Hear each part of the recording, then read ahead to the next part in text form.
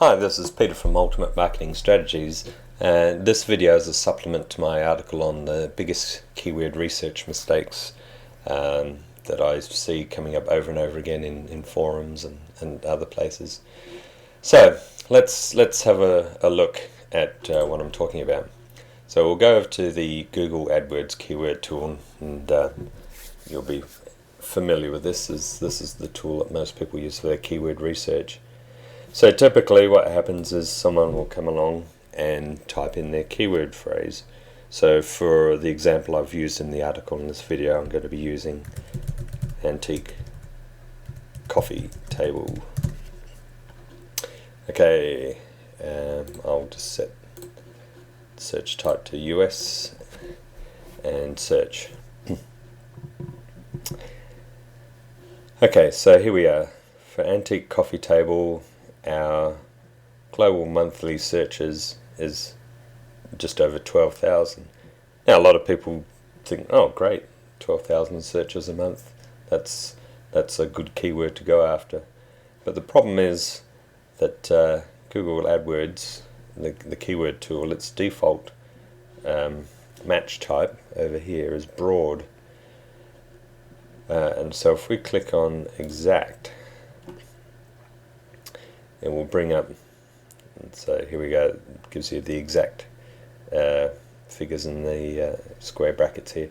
We find that the monthly searches for that is only 1,000.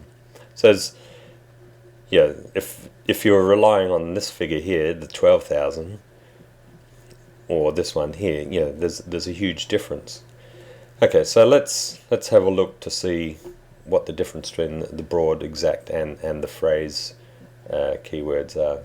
So if we go over to here to a Google search, if we just type in the phrase antique coffee table by itself, just a standard Google search, that's what's known as a broad search.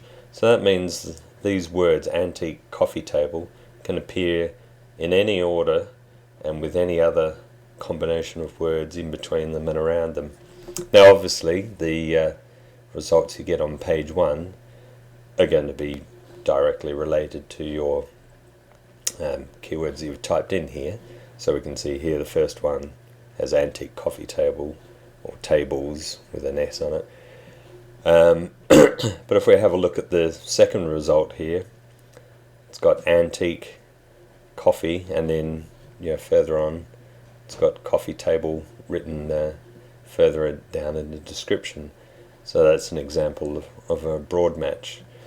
And if you keep going further and further down the search results, you're going to start to see, here's an example, antique, talking about a side table, for example. The results are going to get more and more away from your original search. Now it tells us here, doing a broad search gives us about 9 million results. But that doesn't mean that those 9 million results are all going to be directly related to antique coffee tables. As we've seen here, there's you only need to get a little way down the search results before you start seeing results that aren't really directly related to initial search query.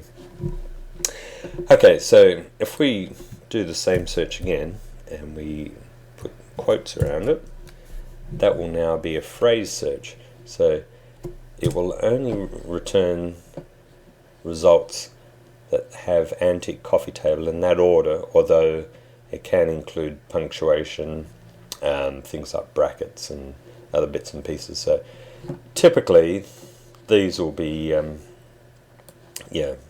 more directly related to antique coffee tables, and we can see here that the number of results has dropped down to 123,000, so from 9 million to 123,000. Okay, so if we go further down the search results, we'll see that antique coffee table and so on, and if you go right to the end, all of the search results will be more or less related to antique coffee table.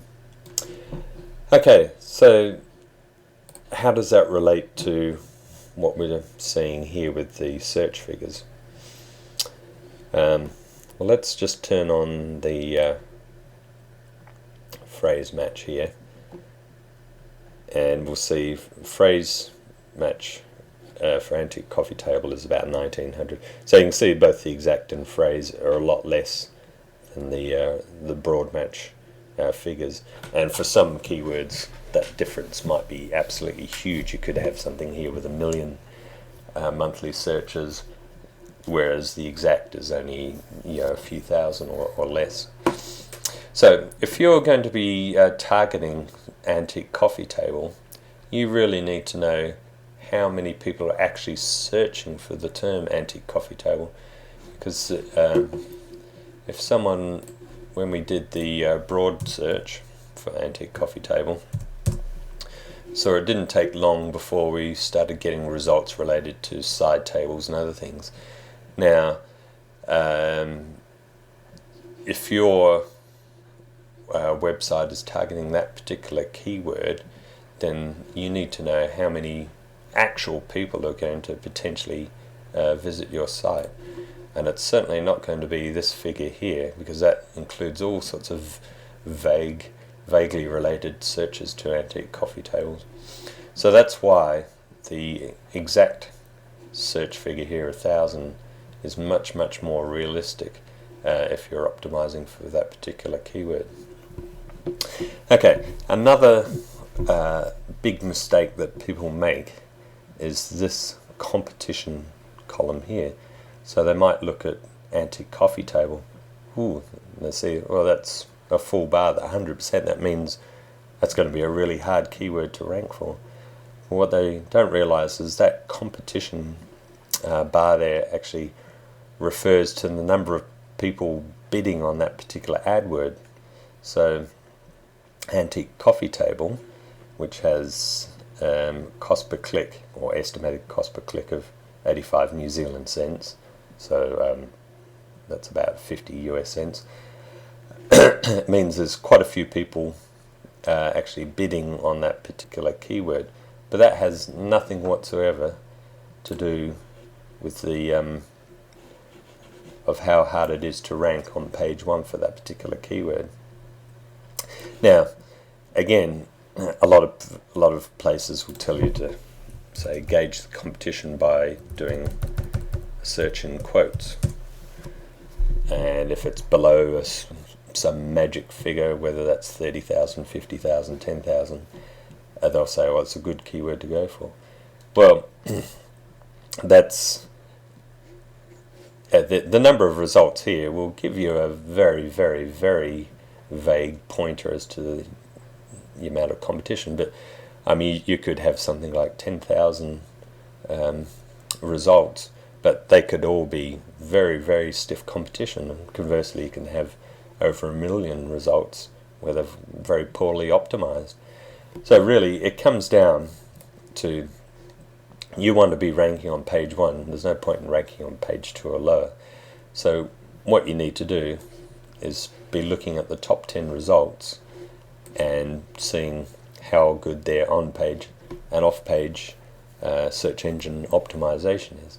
Now, I'm not going to go to that process in this video, but really that's the only competition that you need to worry about. And if the competition for the page 1 is relatively low, then that's potentially a good keyword to go for. Now, the final point that I wanted to cover was commercial intent, or sometimes called a buying keyword. So you might have a good keyword that you found that gets good number of searches, and the competition is low and you can rank highly for. But if that particular keyword is the people searching for it aren't really looking to buy something or be persuaded to buy something if they find the information, then it's not really much point in going after it, because you're not going to make much money from it. Well, let's take this antique coffee table, for example. It's not a particularly good keyword for a few reasons. I mean, it's okay, but it's not a great one. First is it's fairly broad. I mean, it's it's certainly more specific than just coffee table by itself. But antique coffee table, somebody's searching for that. You've got to get yourself into the mindset of the person searching for it. They might be just looking for different types of antique coffee tables or ideas or all sorts of things. That's not to say that somebody searching for that keyword might be looking for a specific type of antique coffee table to buy. Now, if that keyword was antique coffee table auction, for example, or Louis XV coffee table, which is very specific, then that's potentially a much better buying keyword. Now, you can get quite a reasonable idea of commercial intent by looking at the competition, AdWords competition, and also the CPC. Now, this CPC is quite low. Typically, anything over $1 or higher with good AdWords competition is generally a good indication that that particular keyword has a certain number of certain commercial intent, because otherwise people wouldn't bother bidding on that particular keyword. Okay, Aaron, just one last thing that I should explain is people often wonder why the Google Adwords Keyword Tool has these 3 match types, the broad, exact, phrase, and they try to equate them to the Google search. Well, in Google search you only have broad, that's without quotes, and phrase with quotes. If you're doing, some people seem to think that you can do an exact search by just doing that, but essentially Google will just ignore those brackets and you'll get the broad match results. So that's just one thing to keep in mind. Well, hopefully you found this short video useful and you don't make the same keyword research mistakes that a lot of other people do. Okay, thank you.